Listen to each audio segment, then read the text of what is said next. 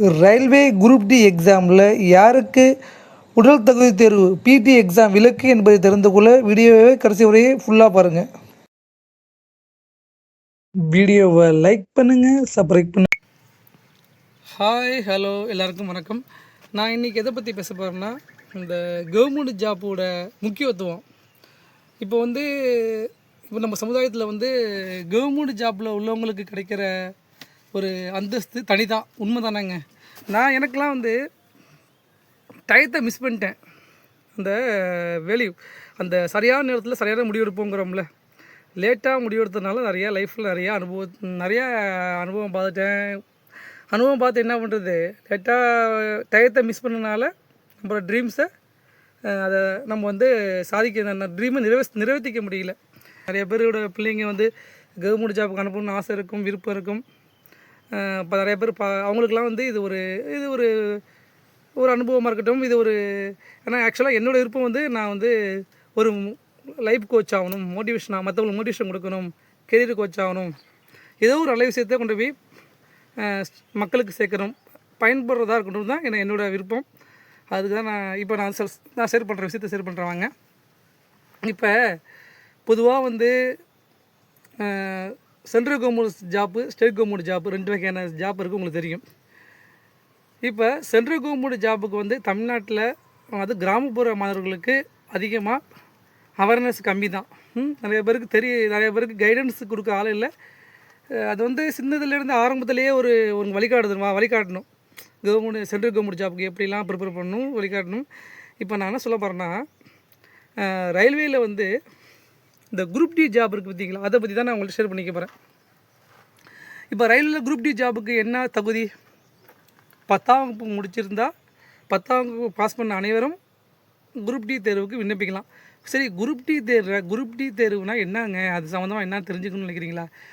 Group டின்னா இந்த gate கீப்பர்லாம் பார்த்துருக்கீங்களா, அவங்களும் குரூப் டி வேலை தான். இந்த குரூப் டி கேட்டகரியில் வருவாங்க. பாயிண்ட் மேன்பாங்க. அப்புறம் இந்த ட்ராக் மெயின்டெனன்ஸ்லாம் பண்ணுறாங்களே அவங்க, அந்த ட்ராக்லாம் சரி பண்ணுவாங்கள்ல, அவங்களும் இந்த குரூப் டி கேட்டகரியில் தான் வருவாங்க. அப்புறம் டெக்னீஷியன் ஹெல்ப்பர், இந்த ரயில்வே தொழிற்சாலைலாம் இருக்குல்ல, ஐசிஎஃப்பு, எலக்ட்ரிக்கல் ஒர்க் ஷாப்பு, நிறையா வகையான ஒர்க் ஷாப் இருக்குது. அந்த ரயில்வே ஒர்க் ஷாப்பில் டெக்னீஷியன் ஹெல்ப்பராக இருக்கிறாங்க, அவங்களும் இந்த குரூப் டி தேர்வில் தான், அந்த குரூப் டி கேட்டகரியில் தான் வருவாங்க. இது எல்லாத்துக்குமே 10ஆம் வகுப்பு தகுதி தாங்க. சரி, குரூப் டியில் பல வகையான இது இருக்குது. இப்போ இதுக்கு என்னென்ன எப்படின்னா, ஃபஸ்ட்டு 10ஆம் வகுப்பு படித்தவங்களாம் தேர்வுக்கு விண்ணப்பிக்கலாம். சென்ட்ரல் கவர்மெண்ட் ஜாபுக்கு இந்த ரயில்வே தேர்வு, RRB, ரயில்வே ரெக்ரூட்மெண்ட் போர்டுன்னு ஒன்று இருக்குது. அது மூலயமா ஆன்லைனில் விண்ணப்பிக்கணும். விண்ணப்பித்ததுக்கு பிறகு தேர்வு வைப்பாங்க. கம்ப்யூட்டர் மூலயமா தேர்வு எழுதுறாங்க. கம்ப்யூட்டர் பேஸ்ட் டெஸ்ட் வைப்பாங்க. அந்த கம்ப்யூட்டர் பேஸ்ட் டெஸ்ட்டில் பாஸ் பண்ணவங்களுக்கெல்லாம் அதை பாஸ் பண்ணவங்களுக்கெல்லாம் அடுத்து என்ன பண்ணுவாங்கன்னா, உடல் தகுதி தேர்வு வைப்பாங்க. அதாவது PETம்பாங்க, ஃபிசிக்கல் எலிஜிபிலிட்டி டெஸ்ட் வைப்பாங்க. அந்த தேர்வு முடித்த பிறகு அதில் பாஸ் பண்ணவங்களுக்கு மெடிக்கல் டெஸ்ட், இந்த 3 முடித்த பிறகு இந்த ரயில்வேயில் குரூப் டி வேலை கிடைக்கும். இப்போ நான் என்ன ஒரு ஹைலைட்டாக அவங்களுக்கு ஷேர் பண்ணிக்க போகிறேன்னா, நிறைய பேருக்கு இந்த விஷயம் தெரிஞ்ச விஷயந்தான். ஆனால் இது ஒரு முக்கியமான விஷயம் ஷேர் பண்ணிக்க போகிறேன். அந்த ரெண்டாவது ஸ்டேஜ் இருக்குது பாருங்கள், அந்த PET எக்ஸாம். அது இல்லாமலும் நீங்கள் டேரெக்டாக மெடிக்கலுக்கு போகலாம். நிறைய பேர் இந்த முதல் தேர்வில் பாஸ் பண்ணுறதே கொஞ்சம் சிரமப்பட்டு பாஸ் பண்ணிடுவாங்க. அதுவே கொஞ்சம் நல்லா படித்தா தான் பாஸ் பண்ண முடியும். அந்த முதல் ஸ்டேஜில் கம்ப்யூட்டர் பேஸ்ட் டெஸ்ட்டை பாஸ் பண்ணிவிட்டு உடல் தகுதி தேர்வில் நிறைய பேர் ஃபெயில் ஆகிடுவாங்க. உடம்பு அந்த ரன்னிங் இருக்குது, அந்த உடம்பை மெயின்டைன் பண்ணி ஃபிட்டாக வச்சுருந்து ரன்னிங்கில் ஓடணும். ரன்னிங் பாஸ் பண்ணி ஒரு குறிப்பிட்ட அளவில் ஒரு மண்ணுமுட்டியை தூக்கிட்டு ஓடுற மாதிரி இருக்கும். ஓடி அந்த ரன்னிங்கை பாஸ் பண்ணால் தான் அடுத்த ஸ்டேஜுக்கு போக முடியும். இதில் நிறையா பேர் ஃபெயில் ஆகிடுவாங்க. அந்த உடல் தகுதி தேர்வில் ஃபெயில் ஆகிடுவாங்க. அந்த உடல் தகுதி தேர்வு இல்லாமலேயும் நீங்கள் அடுத்த ஸ்டேஜுக்கு போகிறதுக்கான வாய்ப்பு இருக்குது. எப்படி தெரியுமா? நிறைய பேருக்கு இந்த விஷயம் தெரியாதுங்க.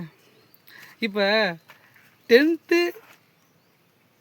10th முடிச்சுட்டு ITI நிறையா பேர் ITI கோர்ஸ் பண்ணுவாங்க. ITI வித் அப்ரண்டிஸ், ரயில்வேயில் அப்ரண்டிஸ் பண்ணணும். ரயில்வேயில் அப்ரண்டிஸ் பண்ணியிருந்தா ITI முடித்தவங்களாம் ரயில்வேயில் அப்ரண்டிஸ் பண்ணணும். அதில் அப்ரண்டிஸ் பண்ணவங்களுக்கு குரூப் டி எக்ஸாமில் அந்த உடல் தகுதி தேர்வு கிடையாதுங்க. ஒரு எக்ஸாம் PET எக்ஸாம் அது தேவையில்லை. ஃபஸ்ட்டு எக்ஸாம் இருக்குது பார்த்துங்க, சிபிடி எக்ஸாம் பாஸ் பண்ணிட்டாலே டேரெக்டாக அவங்க மெடிக்கலுக்கு போயிடலாம். அது மட்டும் இல்லாமல் அந்த சிபிடி எக்ஸாமில் அவங்களுக்கு தனியாக கட் ஆஃப் மார்க் உண்டு, இவங்களுக்கெல்லாம் ஒரு ரிலாக்ஸேஷன் உண்டு. அவங்களாம் குறிப்பிட்ட மார்க் எடுத்தாலே ஈஸியாக ஃபஸ்ட் எக்ஸாமே பாஸ் பண்ணிடலாம், டேரெக்டாக மெடிக்கல் தான். நம்ம தமிழ்நாட்டு பசங்களுக்கு நிறையா பேருக்கு இந்த விஷயம் தெரியாது. நம்ம தமிழ்நாட்டில் ஐடிஐ படித்தா சாதாரணமாக அளிக்கிறாங்க. ஐடிஐங்கிறது எவ்வளோ ஒரு நல்ல படிப்பு தெரியுமாங்க. ஐடிஐ படித்தா அவங்கள என்கரேஜ் பண்ணுங்கள். ஐடிஐ எல்லா படிப்பும் நல்ல படிப்பு தான், ஐடிஐ கோர்ஸும் நல்ல கோர்ஸ் தான். ஐடிஐக்கு சாதாரண படிப்பு இல்லைங்க, அவ்வளோ வேலைவாய்ப்பு கொட்டி கிடக்கு. சென்ட்ரல் கவர்மெண்ட்டில், ரயில்வேயில், இஸ்ரோ, டிஆர்டிஓ, துப்பாக்கி தொழிற்சாலை, ஓஎன்ஜிசி, நிறையா அதில் வேலைவாய்ப்பு அள்ளியிருக்குங்க.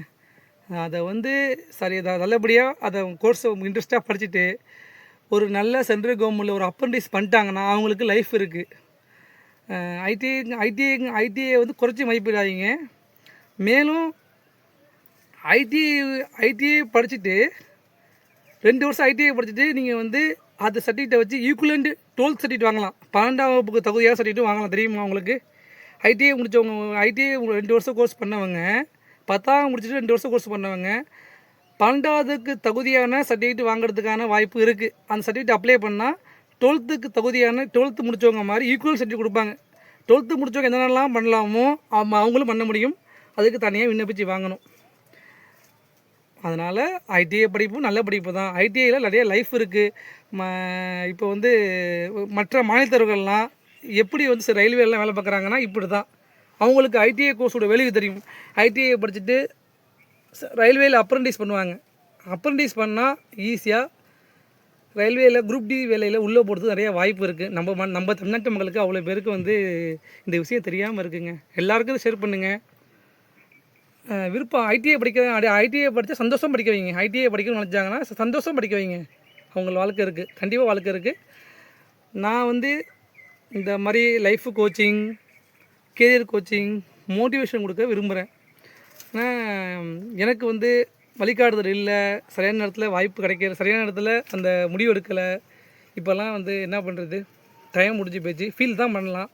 சரி நம்மளை சொல்லுவோம், நம்மளுக்கு தெரிஞ்ச விஷயத்தை நம்ம சொல்லுவோமே, அந்த நோக்கத்தில் நான் இந்த வீடியோலாம் போட்டுக்கிட்டு இருக்கேன். என் சேனலுக்கு ஆதரவு கொடுங்க, இது எல்லாருக்கும் ஷேர் பண்ணுங்கள். நம்ம பசங்க எல்லோரும் சென்ட்ரல் கவர்மெண்ட் ஜாப்க்கு வரணும். ரயில்வே மட்டும் இல்லாமல் எஸ்எஸ்சி எக்ஸாம் இருக்குது, ஸ்டாஃப் செலெக்ஷன் கமிஷன் இருக்குது, பேங்கிங் எக்ஸாம் இருக்குது, ஐபிபிஎஸ் இருக்குது, ஏகப்பட்ட தேர்வு இருக்குது. நம்ம தமிழக மாணவர்கள் வந்து டிஎன்பிசி எக்ஸாம் அப்ளை பண்ணுற அளவுக்கு சென்ட்ரல் கவர்மெண்ட் ஜாபுக்கும் அப்ளை பண்ணணும். ஏதாச்சும் உங்களுக்கு வந்து ஒரு மோட்டிவேஷன் தேவைப்படுதுன்னா எனக்கு இமெயில் பண்ணுங்கள்.